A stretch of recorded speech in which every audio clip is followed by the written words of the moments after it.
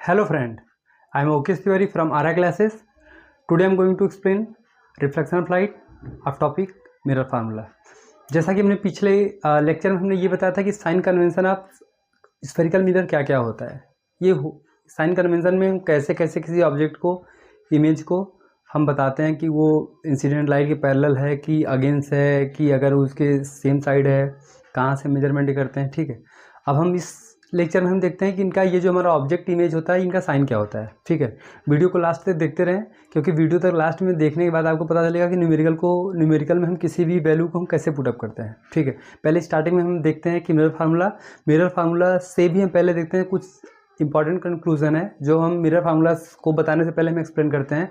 वो important conclusion क्या है? फर्स्ट हमारा होता है the object distance is always negative. जो ऑब्जेक्ट डिस्टेंस होता है, चाहे वो कॉन्केव मिरर हो चाहे वो कॉन्वेक्स मिरर हो, वो हमेशा नेगेटिव होता है। एक चीज़ अपने दिमाग में ये पूरी तरीके से आप रख लो कि जो ऑब्जेक्ट होता है, ऑब्जेक्ट का डिस्टेंस होता है वो हमेशा नेगेटिव होता है।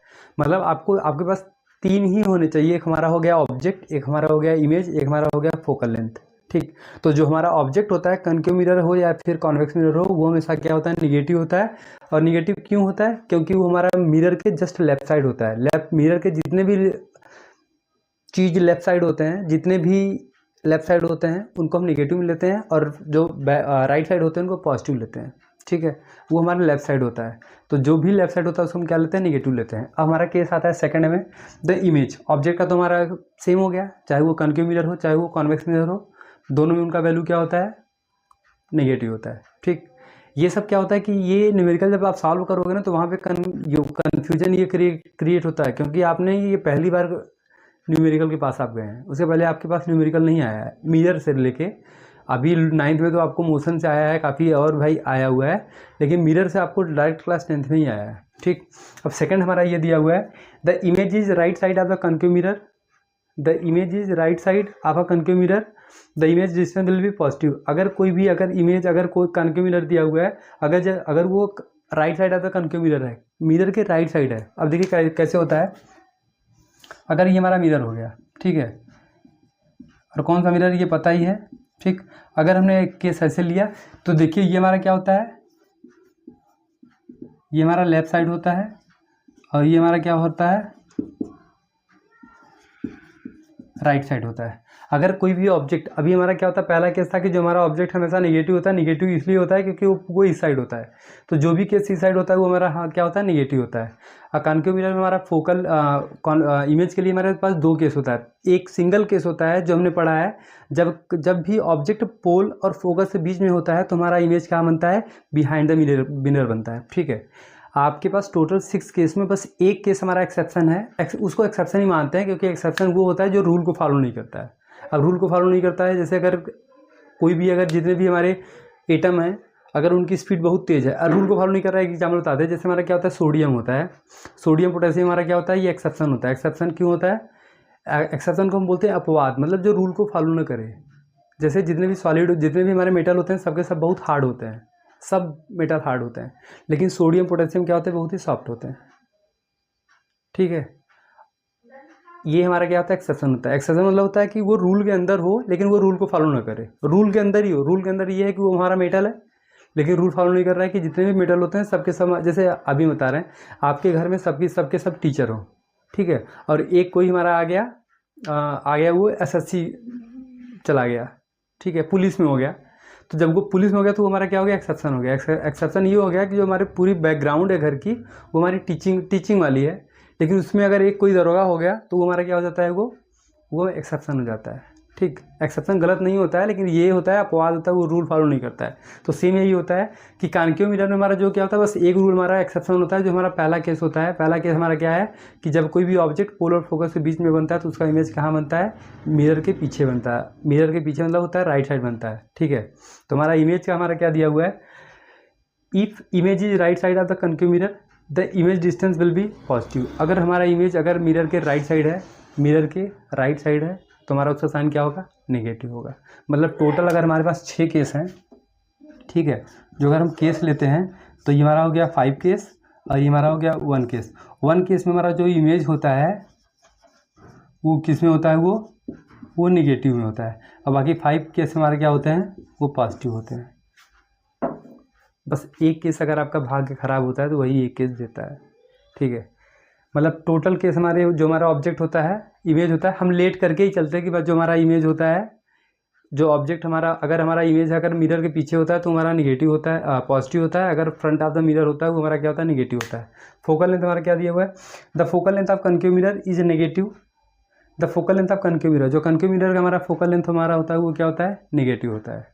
और कॉन्वेक्स मिरर का जो हमारा जो कॉन्वेक्स मिरर का हमारा फोकल लेंथ होता है वो पॉजिटिव होता है। कॉन्वेक्स मिरर का पॉजिटिव इसलिए होता है, left side right side same rule होता है, ठीक है। तो हम इसके बाद हम देखते हैं कि लेफ्ट कॉन्केव मिरर का यूज कहाँ होता है, कॉन्वेक्स मिरर का यूज कहाँ होता है, ये तो ऑलरेडी हमने पढ़ लिया है। अब इसको डायरेक्टली पुटअप कैसे करते हैं with the help of mirror formula. अब हम नेक्स्ट हम जो मिरर फार्मूला हमारा होता है, mirror formula equal to, mirror formula जो होता है 1 image distance plus 1 object distance equal to 1 focal length. ये हमारा क्या होता है, जो मिरर फार्मूला होता है, ये ऑब्जेक्ट इमेज और फोकल लेंथ का रिलेशन बताता है कि मतलब इन दोनों का, इन तीनों का रिलेशन क्या होता है। तो 1 object distance plus 1 image distance equal to 1 focal length, ठीक है।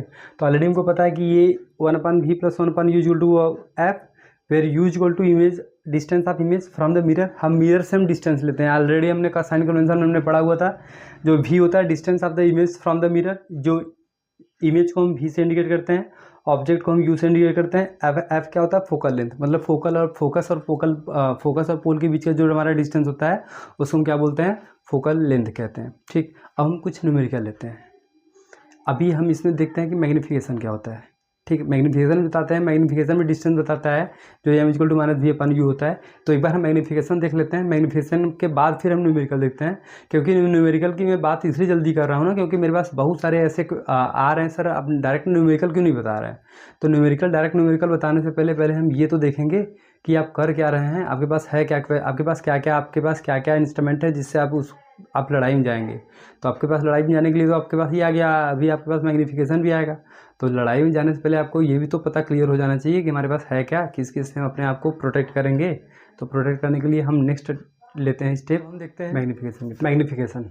अब ये मैग्नीफिकेशन क्या होता है, मैग्नीफिकेशन ये हमको बताता है कि जो हमारा ऑब्जेक्ट और इमेज के बीच का डिस्टेंस क्या होता है, इनके बीच का रेशियो क्या होता है, ठीक है।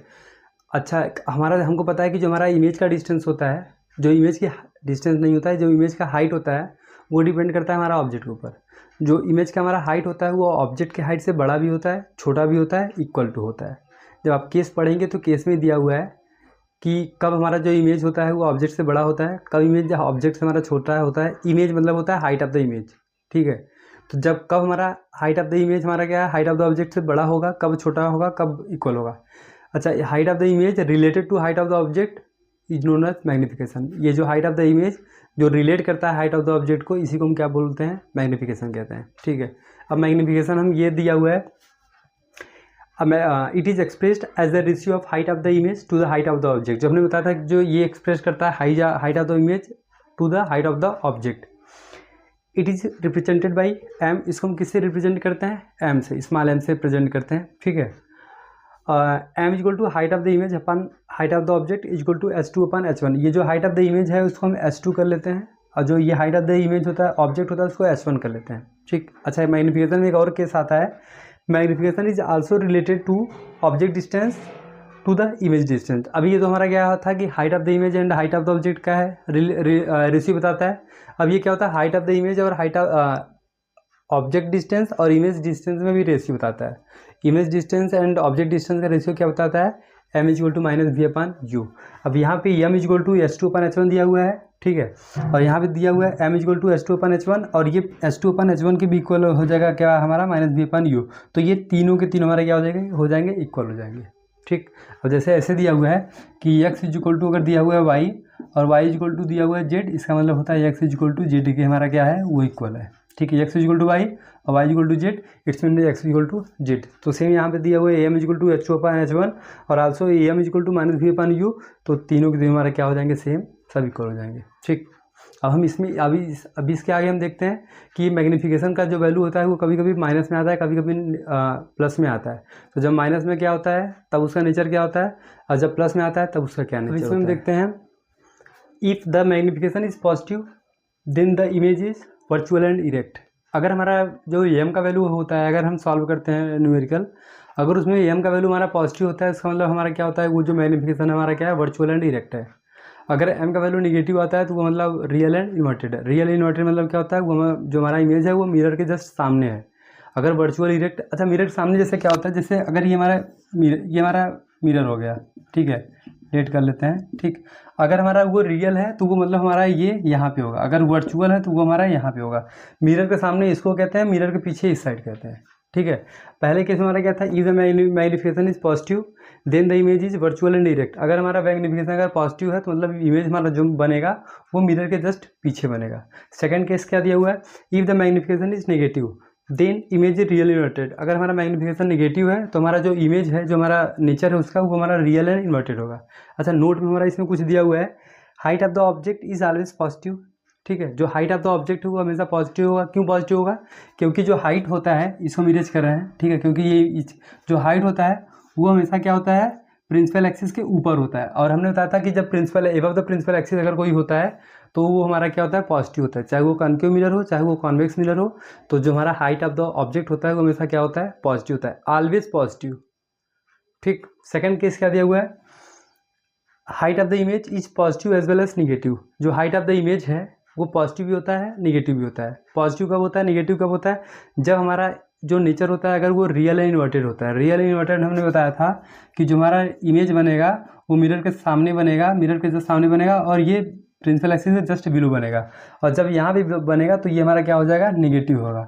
और जब यहाँ पे होगा तो यहाँ पे क्या होगा, पॉजिटिव होगा।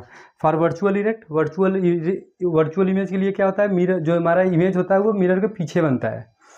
और ये रियल इमेज के लिए फ्रंट पे होता है, तो यहाँ पे हमारा क्या होता है, निगेटिव होता है।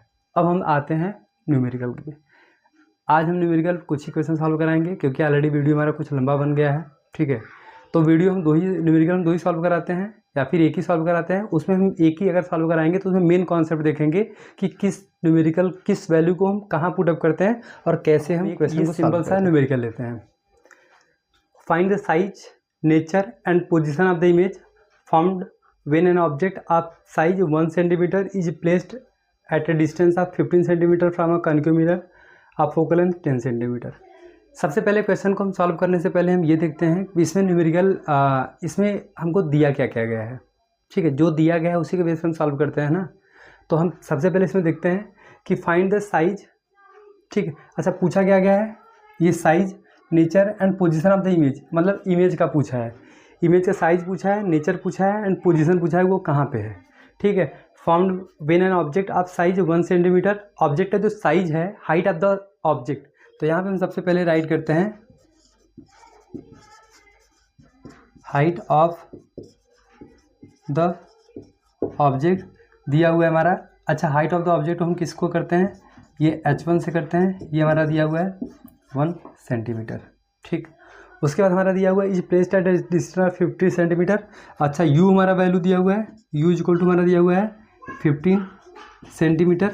अच्छा u is equal to 50 centimetre है, तो ऑलरेडी न्यूमेरिकल को हमने जब साइन कन्वेंशन में पढ़ा था या फिर नोट में हमने देखा था, तो उसमें हमने ये देखा था जो u होता है वो हमेशा निगेटिव होता है, कॉन्केव मिरर हो चाहे वो कॉन्वेक्स मिरर हो। तो यहाँ पर हम राइट कर लेते हैं ये निगेटिव, ठीक है। यहाँ पर क्यों करते हैं, left side of the mirror. अब देखिए क्या है ना कि ये हम हर न्यूमेरिकल में नहीं लिखेंगे, ये इसलिए नहीं लिखेंगे क्योंकि हर न्यूमेरिकल में अगर लिखेंगे तो हमारा जो वीडियो हो जाएगा बहुत वो बड़ा हो जाएगा, ठीक है। ये हम बस पहले वीडियो को देखते हैं। u इक्वल टू हो जाएगा -15 सेंटीमीटर। क्यों हो गया ये माइनस में, क्यों हो गया, क्योंकि left side of the mirror है, वो मिरर के लेफ्ट साइड है, ठीक।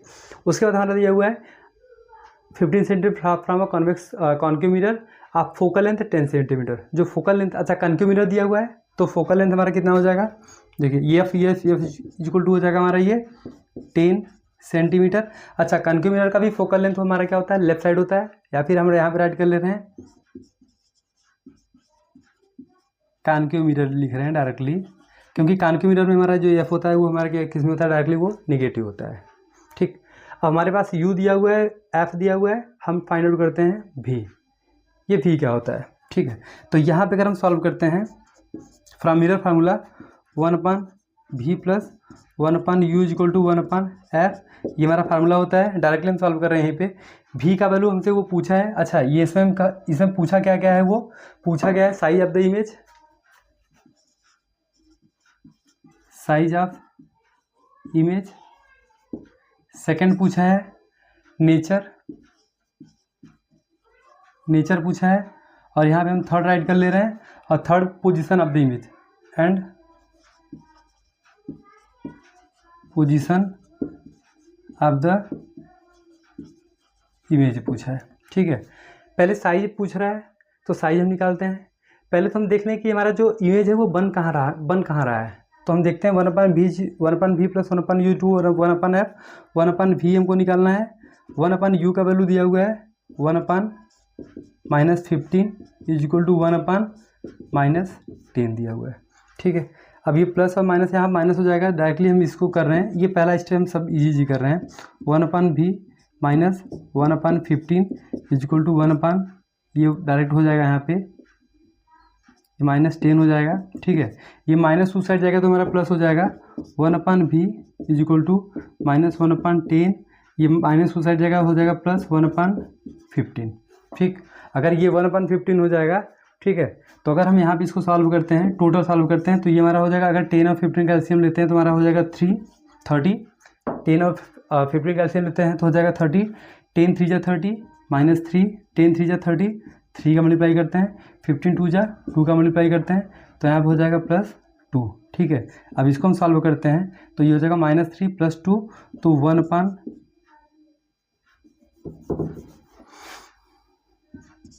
1/v इज इक्वल टू -1/30, देन v इज इक्वल टू हो जाएगा -30। तो जो हमारा v का जो नेचर हो जाएगा वो हमारा क्या हो जाएगा, -30 हो जाएगा। ठीक, अब ये -30 क्या इंडिकेट कर रहा है वो भी हम बताएंगे आपको। अभी हमने फाइंड आउट किया है size of the image. Size of image दिया हुआ है -30 सेंटीमीटर। अच्छा, ये -30 सेंटीमीटर क्या इंडिकेट कर रहा है, -30 सेंटीमीटर जो हमारा v का हमारा डिस्टेंस दिया हुआ है, ये हमारा ये बताता है, माइनस साइन ये बताता है जो हमारा इमेज है वो रियल एंड इन्वर्टेड होगा। ठीक है, इसका नेचर हमारा क्या बता रहा है, वो रियल एंड इन्वर्टेड। ये v के साइन से भी हम पता कर लेते हैं, और am के वैल्यू से पता कर लेते हैं। ये साइज ऑफ द हमारा हो गया, हमारा नेचर भी आ गया, रियल इन्वर्टेड। थर्ड हम निकालते हैं ये जो साइज ऑफ द हमारा इमेज है। इमेज का हमारा साइज देखो, वो क्या होता है, डिस्टेंस होता है फ्रॉम द पोल, और ये साइज है। साइज हमारा क्या होता है, ऑलरेडी h1 दिया हुआ है, m का वैल्यू हमको पता है, m इक्वल टू होता है h2/h1, या फिर होता है -v/u। अगर वैल्यू पुटअप करते हैं किसी, इसमें कोई भी आप फार्मूला लगा सकते हैं, ये तीनों के तीनों आपको सेम है। ठीक है, अगर हम यहाँ पे हम h2/h1 को लेते हैं, h2/h1 is equal to -v/u लेते हैं। ठीक है, h2 का वैल्यू हमको फाइंड आउट करना है, h1 का हमारा वैल्यू दिया हुआ है 1 सेंटीमीटर, यहाँ पे 1 राइट करते रहें, इज इक्वल टू v का वैल्यू दिया हुआ है ये -30 सेंटीमीटर, और u ऑलरेडी हमारा किसने दिया हुआ है, u ऑलरेडी हमारा -15 सेंटीमीटर दिया हुआ है। तो ये -15 सेंटीमीटर, ये इससे हमारा ये कैंसिल हो गया, 15 2 जा, तो h2 इज इक्वल टू हो गया हमारा -2 सेंटीमीटर। अच्छा, ये -2 सेंटीमीटर ये -2 सेंटीमीटर क्या बता रहा है कि जो हमारा इमेज हमारा दिया हुआ है ये इस साइड और इसके नीचे बनेगा, और कितना दूर बनेगा, ये -30 सेंटीमीटर बनेगा। ये नीचे है, इसका मतलब ये माइनस में बनेगा। ठीक है, और इसकी जो हाइट हमारा हो जाएगा वो 2 सेंटीमीटर हो जाएगा। ठीक, इससे हम ये आसान हो जाएगा क्वेश्चन न्यूमेरिकल सॉल्व करने के लिए। ठीक है, इसी तरीके से आप कोई भी क्वेश्चन अगर सॉल्व करना है तो आपको v/u/f के वैल्यू ऑलरेडी पता है, उससे पता होने ज़्यादा ज़रूरी है कि आपको क्या उसका जो वो दिया हुआ है, क्या कहते हैं, साइन पता है कि नहीं। अगर आपको साइन में थोड़ी सी भी कन्फ्यूजन हुआ तो फिर आपका न्यूमेरिकल पूरा का पूरा गलत हो गया, और अगर न्यूमेरिकल गलत हुआ तो आपको ये भी नेचर भी गलत हो जाएगा कि रियल है कि वर्चुअल है। ठीक है, इस तरीके के अभी हम और आपको न्यूमेरिकल सॉल्व करा रहे हैं। ठीक है, तब तक आप न्यूमेरिकल को सॉल्व करते रहिए।